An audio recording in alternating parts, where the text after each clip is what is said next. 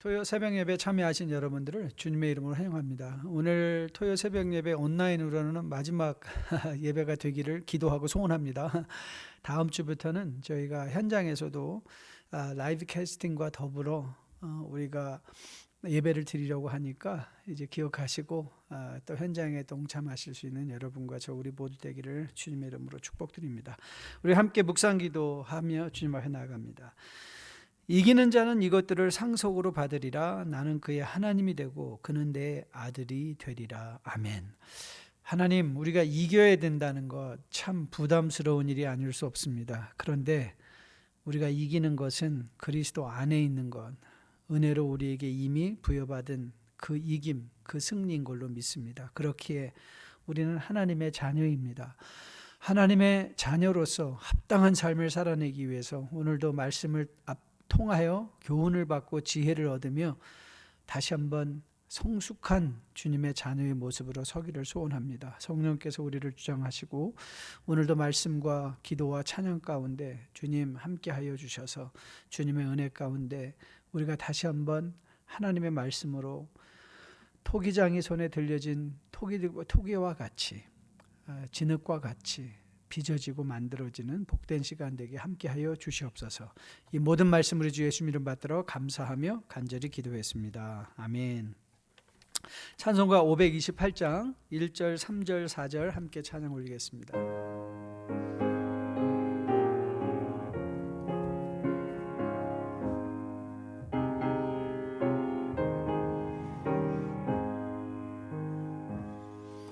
예수가 우리를 부르는 소리 금성 부드러워 문 앞에 나와서 사면을 보며 우리를 기다리네.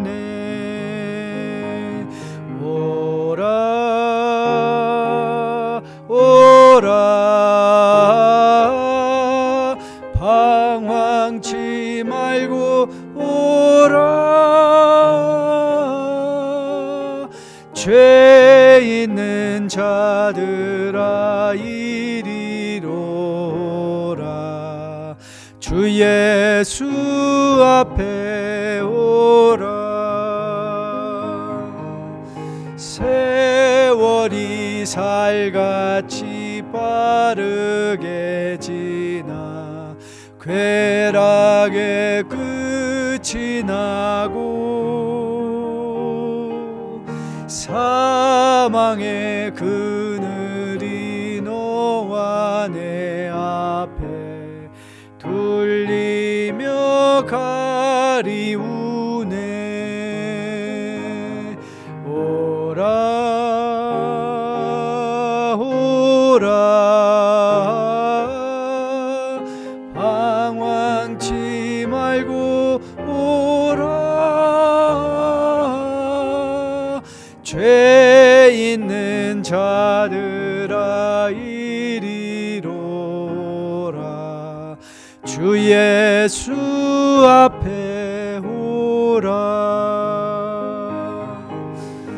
우리를 위하여 예비해 두신 영원한 집이 있어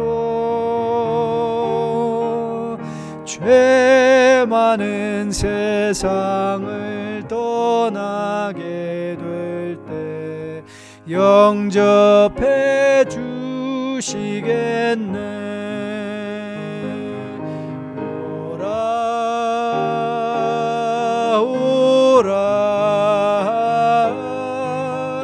방황치 말고 오라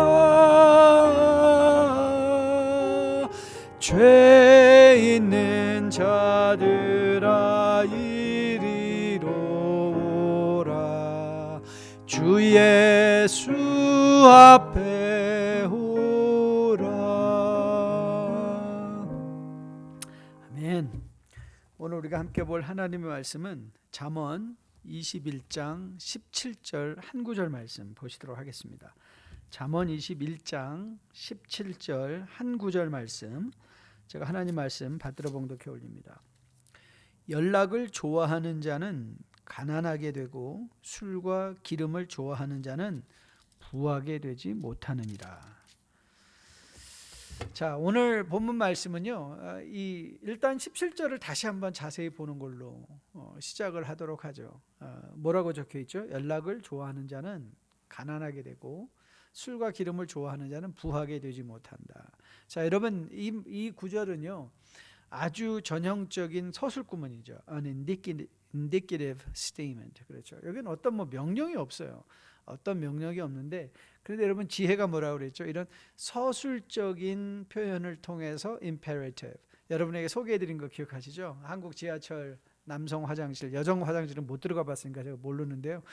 남성 화장실에 붙여 있는 표, 아름다운 사람은 머문 자리도 아름답습니다. 서술구문이에요. 아름다운 사람은 이렇다 해줬는데 그걸 읽으면 우리는 어떤 생각이 들죠? 화장실을 깨끗하게 써야지라는 마음의 임페러티브가 오는 거죠. 그게 지혜인 것이죠. 자, 오늘 본문은요, 아주 상식적인 원인과 결과를 설명하죠. 연락을 좋아하면 가난하게 된다. 그렇죠? 그리고 술과 기름을 좋아하면 부하게 되지 못한다. 아주 간단한 원인과 결과의 말씀인데요. 자, 이 서술 구문을 가지고 우리가 뭘 읽어내고 우리의 삶의 매일의 현실 속에서 어떤 구체적인 교훈으로 다가와야 되는지 함께 살펴보려고 합니다. 자, 오늘 이 본문은 본문 구절의 영어 성경은요, 이렇게 번역을 했어요. Whoever loves pleasure, loves pleasure. 아니면 who loves wine and oil. 그러니까 love라는 단어가 등장했잖아요. 그 다음에 pleasure, wine, oil. 오늘 사실 본문이 다루고 있는 건요, 술이나 기름, 연락이 아니라 사실은 오늘 본문이 정말 다루고 있는 거는 인간의 감각을 다루고 있는 거예요. senses, 인간의 감각. 여러분, 하나님께서 하나님의 형상으로 우리를 창조하실 때 하나님은 우리에게 감각을 주셨죠. 그 감각을 통해서 우리는 세상을 느낄 수도 있고 세상의 아름다움을 더 체험할 수 있죠. 하나님께 주신 감각은 미각, 촉각, 후각, 시각, 청각, 오감이라고 보통 우리가 말을 하지 않습니까? 그래서 사람들은 이 오각을 가지고 세상의 아름다움을 느끼기도 하고 누리기도 하는 것이죠. 귀로 청명한 새 소리를 들으며 기쁨과 평온함을 느낄 수도 있고, 그렇죠. 눈으로 아름다운 걸 보면서, 손으로 아름다운 걸 만지고 만들어내면서 이 감각을 의미하고 있는 것을 보게 됩니다. 그런데 죄가 우리에게 들어오면서 일어난 일이 있습니다. 그게 뭐냐면 감각이 굽어버린 거예요. 그러니까 영어 성경으로 하면 감각이 taint 됐다. 흠집이 난 거죠. 그래서 원죄로 말미암아 뒤틀어진, 굽어진, 흠집 난 저게 무엇이냐? 그것은요, 중독 현상입니다. 이게 이제 중독으로 나타나는 것인데요. 여러분, 중독이 무엇이죠? 네, 중독이란 말을 국어사전을 보면 이렇게 설명이 되어 있어요. 어떤 사상이나 사물에 젖어버려 정상적으로 사물을 판단할 수 없는 상태이다. 그러니까 감각이 사물이나 사상에 너무 젖어버려 가지고 더 이상은 정상적인 판단이 불가능한 상태. 여러분, 이 중독이 무서운 이유가 무엇이죠? 중독이 무서운 이유는요, 동일한 만족을 느끼기 위해서 항상 더 큰 자극을 필요로 한다는 거예요. 이게 중독의 무서움입니다. 여러분, 이 세상을 살아가는 우리의 감각은 이 중독의 위험 앞에 늘 노출되어 있습니다. 여러분, 시편 104편 15절 말씀에 이런 구절이 등장하죠. 사람의 마음을 기쁘게 하는 포도주와 사람의 얼굴을 윤택하는 기름과 사람의 마음을 힘있게 하는 양식을 주셨도다. 여러분, 시편 104편은 천지를 지으신 하나님의 주권을 선포하는 말씀입니다. 하나님께서 이 창세기의 창조 기록을 보면 지으신 후에 모든 것이 보시기에 좋았다고 말씀하셨잖아요. 보시기에 좋은 것이죠.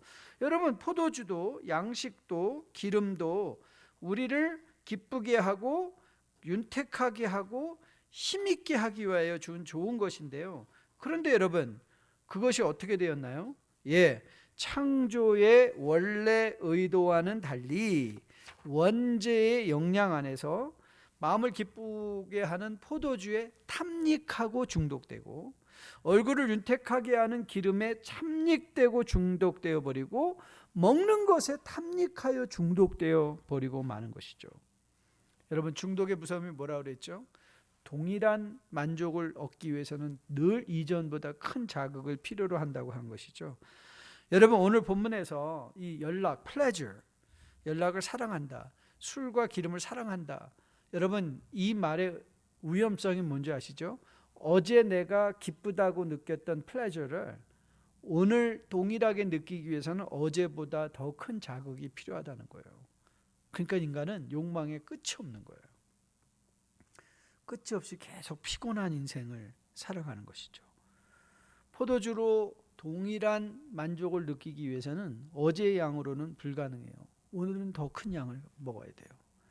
기름으로 얼굴을 바르기 위해서, 여러분, 시대가 지나가면서 우리 얼굴이 윤택해지기 위한 기름은요, 여러분, 그거는 단순히 어제의 기름으로는 불가능해요. 어제의 기름보다 더 좋은 기름이 필요한 거예요. 어제의 화장품보다 더 좋은 화장품이 필요한 거예요.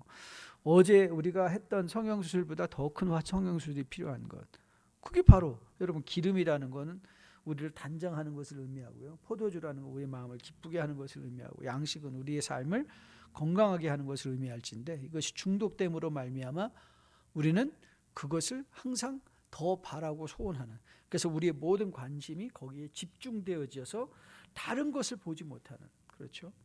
그래서 정상적인 판단을 내리지 못하는 자리까지 나가게 된다는 것이죠. 여러분, 만나의 교훈을 여러분과 저가 늘 기억할 수 있게 되기를 주님의 이름으로 축복드립니다. 여러분, 만나 기억하시죠? 그들이 만나 제일 처음 먹었을 때 뭐라 그랬죠? 꿀 섞은 과자 맛이다. 여러분, 그것은 꿀이 무슨, 나는 꿀 싫어해요, 이런 분들 계시잖아요. 근데 여러분, 그 꿀은 그 꿀이 아니에요. 과거 그 광야에서 그들이 상상할 수 있는 가장 맛있는 거는 꿀이었던 거예요. 그러니까 만나가 꿀 섞은 과자 맛이라는 것은 꿀맛 납니다가 아니라 정말 맛있었다는 거예요. 그런데 그 과자, 그 만나가 어떻게 변했죠? 기름 섞은 과자 맛이 됐습니다.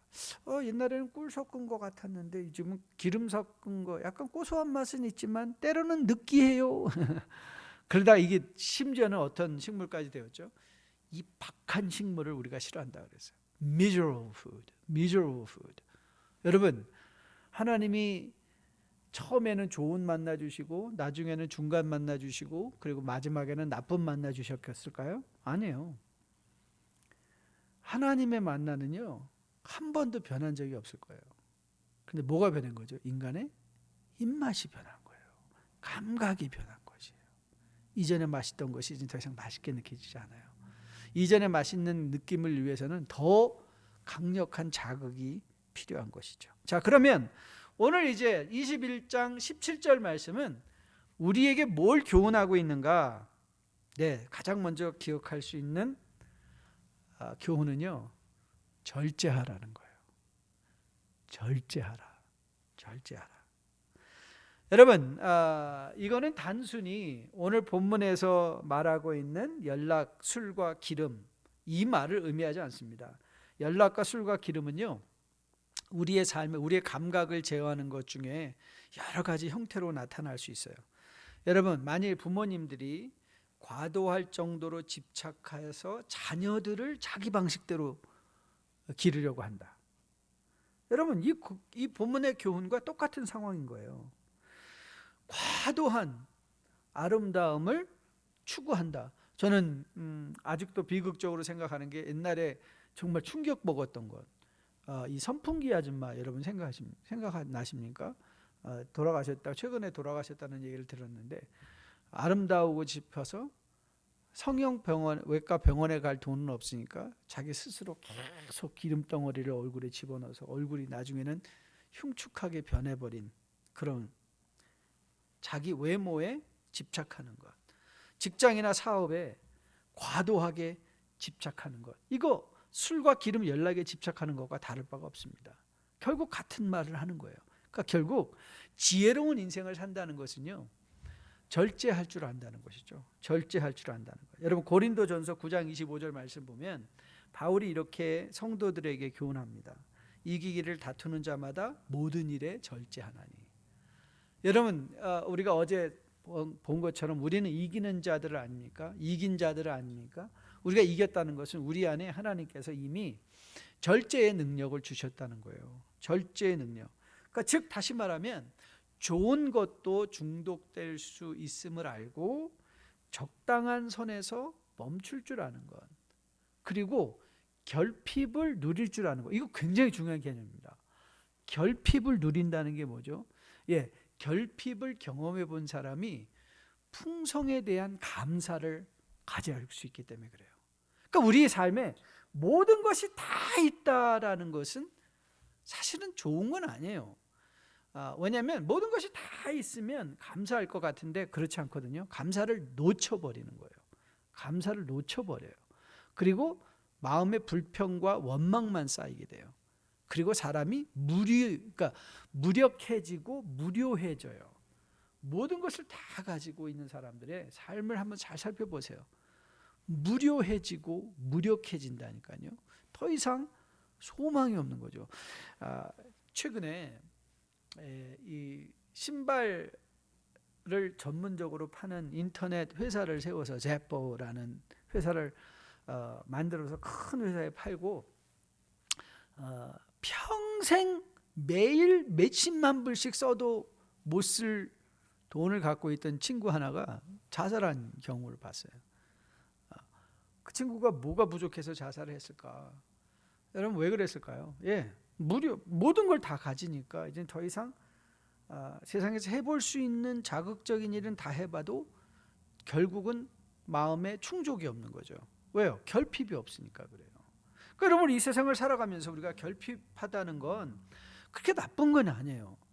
그 결핍을 어떻게 바라보는가가 굉장히 중요해요. 결핍을 느껴본 사람이 풍요에 대한 감사를 가지고 누릴 수 있게 때문에 그렇죠. 여러분 그렇게 절제를 한다는 것은요 우리의 삶의 모든 영역에 다 적용되는 말이에요. 저는 목회 30년 생활하면서요 교회 생활에 중독된 분 많이 봤습니다. 그거 좋은 거 아닌가요? 그래서 여러분 중독은 결단코 좋은 거 아닙니다. 제가 믿음 생활, 신앙 생활이 아니라 교회 생활이라는 거를 잘 생각해 보십시오. 그러니까 교회라는 것에 집착하거나 아니면 교회 생활 행사 중심으로 모든 인생이 돌아가다 가정도 부인도 남편도 자녀도 거의 neglected. 그렇죠? 저는 이런 분들을 목사님들 가운데 많이 봤습니다. 하나님 앞에 잘한다고 내가 교회만을 위해서 한다고 하면서 결국 자녀들은 불행한 일에 불행하게 배우자도 불행함에 빠지는 경우들을 종종 많이 봅니다. 여러분 팀 켈러 목사님께서 정의하신 우상에 대한 정의가 참 마음에 새겨볼 만합니다. 우리는 우상 생각하면 그냥 사람들이 이렇게 깎아 만들어 놓은 그런 신상들을 생각하는데요. 그거는 우상이 아니에요. 이렇게 설명을 하셨어요. 우상이란 좋은 것들이 절대적으로 되는 것이다. 좋은 것이 when good becomes the ultimate, those are the idols. 그러니까 좋은 것, 여러분 가정 좋은 것입니다. 그런데 그 가정이 절대적인 게 된 거예요. 나는 다른 사람이고 뭐가 없다. 그럼 그게 우상이라는 거예요. 여러분 돈은요 좋은 것입니다. 그런데 돈이 절대적으로 내 인생의 절대적인 가치다라고 하면 그게 뭐가 되는 거예요? 그게 우상인 거예요. 여러분 목사들에게 교회는 소중하고 좋은 곳입니다. 그런데 여러분 그것이 전부가 되어버리고 절대화가 되어버리면요 그 교회도 우상이 되어버릴 수 있습니다. 우리가 지금 현재 한국에서 보는 많은 우리 선배 목사님들의 그 마지막이 그렇게 아름답지 못한 경우들도 많이 있습니다. 왜 그랬죠? 교회가 우상이 되었기 때문에 그렇습니다. 저는 여러분과 제가 오늘 본문을 통해서 나는 어떤 부분에 절제가 필요한가? 우리의 감각은 쉽게 중독될 수 있다는 것을 기억하시면서 나는 어떤 부분에 절제가 필요한가를 다시 한번 의미 있게 생각해 보실 수 있는 여러분 되시기를 주님의 이름으로 축복드립니다. 여러분 절제를 위해서 두 번째로 필요한 중요한 원리가 있습니다. 기준을 가지라는 거죠. 플레저에 대한 기준, 오늘 연락에 대한 기준, 오늘 좋아한다는 것에 대한 기준, 그 기준을 가지라는 거예요. 여러분, 어떻게 그 기준을 우리가 알 수 있을까요? 매일의 삶에 내가 당한 형편이 다 다른데 어떻게 우리는 동일한 기준을 가질 수 있을까? 여러분, 디모데전서 2장 9절 말씀을 보면요, 아주 흥미로운 표현이 하나 등장하는데요. 바울은 여인의 옷에 관해서 교훈하는 중에 이런 표현을 사용했습니다. 단정하게 옷을 입으라 그랬어요. 그게 이제 기준이죠. 크리스찬된 여성들은 단정한 옷을 입어야 된다. 근데 여러분, 이 단정하다는 말의 의미가 뭘까요? 어떻게 입어야 단정한 것일까요? 무엇이 단정한 것일까요? 여러분, 저는 이게 참 기가 막힌 표현이라고 생각해 봤어요. 단정하다는 것은 그 시대의 단정함이 있어요. 시대의 단정함, 그렇죠? 그래서 우리는 시대의 단정함을 어떻게 우리가 교훈받을 수 있고 어떻게 우리의 마음에 새길 수 있는 것은 하나님의 말씀을 가지고 계속적으로 시대를 읽어내는 거예요. 그리고 그 시대가 요청하는 이 중독의 현상들이 있거든요. 그러면 우리는 그 시대의 중독의 현상을 거슬러 올라가는 거죠. 거슬러 올라가는 것. 그 싸움을 하는 게 믿음이죠. 그리고 그 기준은 어디부터 우리가 받아내는가? 예, 맞습니다. 성경 말씀을 그래서 우리는 매일매일 묵상해야 되는 거예요. 왜냐하면 어제의 기준이 오늘의 기준이 될 수가 없죠. 하나님의 말씀은 동일하죠. 하지만 그 말씀이 적용되어지는 삶의 현실과 현장은 계속 변하고 있잖아요. 변하는 생활 속에서 그리스도 중심, 크리스토 센트릭, 그리스도 중심된 삶을 살아내기 위해서는 하나님의 말씀을 통해서 계속 시대를 읽어내는 것. 그래서 바울이 로마서 12장에서 말한 것처럼 이 세대를 본받지 않는 것. 본받지 않는 것. 이게 이제 굉장히 이 세대를 본받지 말라라는 것과 단정한 옷을 입으라라는 것. 이건 여인에게만 적용되는 건 아닙니다. 단정한 옷은 남자에게도 동일하게 적용되는 표현입니다. 단정한 옷이라는 것, 세대를 본받지 말라는 것, 결과적으로는 같은 표현인 것을 보게 됩니다. 저는 여러분과 저가 정말 이런 말씀에 깊이 들어감으로 말미암아 하나님께서 여러분에게 보여주시는 분명한 삶의 기준들, 그 기준들로 인한 절제가 세워져 있게 되기를 주님의 이름으로 축복드립니다. 마지막 오늘 본문은 우리에게 또 뭘 얘기하고 있는가 하면 심판을 경고하고 있죠. 연락을 사랑하는 자, 술과 기름을 사랑하는 자는 가난하게 될 것이다. 그렇죠. 디모데후서 여러분 우리가 잘 알고 있는 말씀을 보면 거기에 여러 가지 욕심에 끌려서 항상 배우나 진리에 이르지 못하는 어리석음. 그렇죠. 그래서 바울이 뭐라고 권면하죠? 이 같은 자들에서 내가 어떻게 하라? 돌아서라. 그러니까 심판을 기억하고 이 같은 자들의 결국이 어딘가. 우리가 어제 저녁에 천국을 보여주시는 우리 천국으로 인도해 가시는 예수 그리스도를 보면서 마지막 8절 요한계시록 21장 8절 말씀에 등장한 심판의 경고를 보지 않았습니까? 여러분, 좋은 소식은 나쁜 소식이 병행될 때 좋은 소식이 된다고 말씀을 드렸죠. 마치 결핍이 있을 때 풍요를 우리가 감사할 수 있는 것처럼 마찬가지입니다. 오늘도 우리가 더욱더 절제하는 삶을 산다는 것은요, 항상 하나님의 심판을 또 기억하는 것이기도 해요. 성경이 우리에게 하나님의 심판을 계속해서 교훈하시는 것은 예수 그리스도를 믿는 자들로 하여금 더 열심히 잘 살게 하려 하시는 것으로 믿습니다.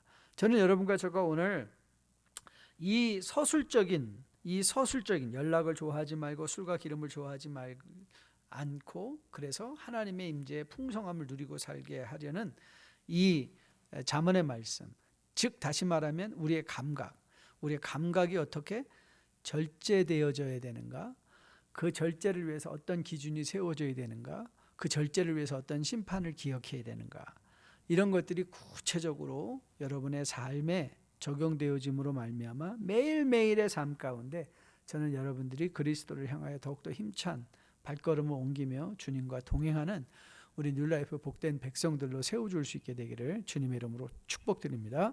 기도하겠습니다. 아버지 감사합니다. 오늘도 말씀을 주시며 우리의 감각이 어떻게 절제되어져야 되는가, 또 어떻게 그 절제를 위한 기준이 세워져야 되는가, 아울러 하나님의 심판의 말씀을 기억하며 어떻게 우리는 두려움과 떨리는 마음으로 매일을 살아내야 되는가 교훈받게 하시며 진정 감사드립니다.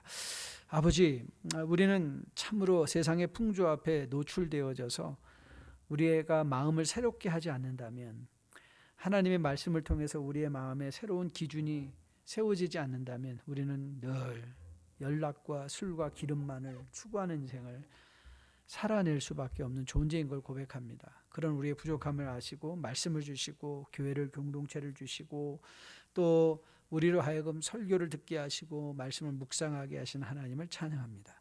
그 하나님과의 교제를 통해서 매일 나의 삶에 하나님의 주권적 기준들이 새로워짐으로 절제가 가능하게 도와주시고, 그 심판을 격려와 경고의 말씀으로 받아 우리가 어떻게 합당한 삶을 살아야 되는 것인가에 대한 끊임없는 동기유발이 되어서 우리의 감각이 잘 제어되어짐으로 정말 기뻐할 걸 기뻐하고 두려워하지 않아도 될 것은 두려워하지 않는 가운데 여유 있는 성도의 삶을 살아낼 수 있도록 함께하여 주시옵소서. 이제는 우리 주 예수 그리스도의 은혜와 아버지의 지극하신 사랑과 성령님의 인도하심이 말씀을 마음에 받으며 감각을 제어하고 절제하기로 결단하며 다시 한번 새로운 하나님의 말씀의 기준으로 세상을 둘러보기로 작정하며 머리 숙인 롤라이프의 백성들의 머리 위에, 때를 가정 위에, 섬기는 교육과 직장 위에, 자녀들 머리 위에 지금으로부터 영원까지 함께 계실지어다. 아멘.